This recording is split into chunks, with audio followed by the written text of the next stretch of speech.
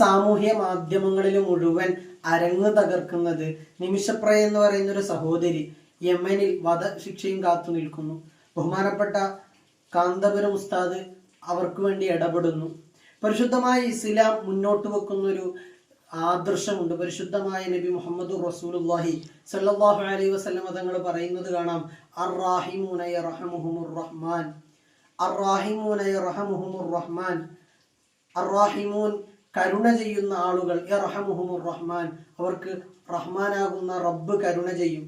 ജനങ്ങളോടൊക്കെയും നമ്മൾ കരുണ ചെയ്യണം എന്നതാണ് പരിശുദ്ധമായ ഇസ്ലാം നമ്മളോട് പഠിപ്പിക്കുന്നത്.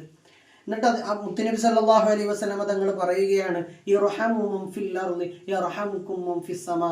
നിങ്ങൾ ഭൂമിയിലുള്ള ആളുകളോട് കരുണ ചെയ്യണം. അങ്ങനെ നിങ്ങൾ കരുണ ചെയ്താൽ ആകാശത്തിന്റെ അധിപനാകുന്ന അല്ലാഹു സുബ്ഹാനഹു വ തആല നിങ്ങൾക്ക് കരുണ ചെയ്യും എന്ന് പഠിപ്പിച്ച മതമാണ് പരിശുദ്ധ ഇസ്ലാം. അതുകൊണ്ടാണ് ഹബീബായ റസൂലുള്ളാഹി സ്വല്ലല്ലാഹു അലൈഹി വസല്ലം തങ്ങളെ സംബന്ധിച്ച് പരിശുദ്ധ ഖുർആൻ തന്നെ പറയുന്നത് റഹ്മത്തൽ ലിൽ ആലമീൻ, ലോകത്തിന് മുഴുവൻ കരുണയാണ്.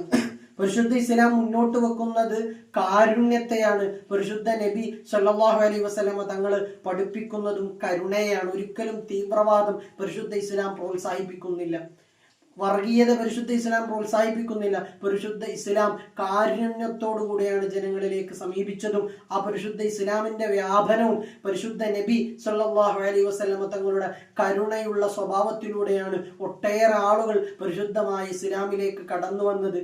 അല്ലാഹു സുബ്ഹാനഹു വ തആല പരിശുദ്ധ ഇസ്ലാമിനെ വേണ്ട രൂപത്തിൽ മനസ്സിലാക്കാൻ അല്ലാഹു നമുക്ക് തൗഫീഖ് നൽകി അനുഗ്രഹിക്കുമാറാവട്ടെ.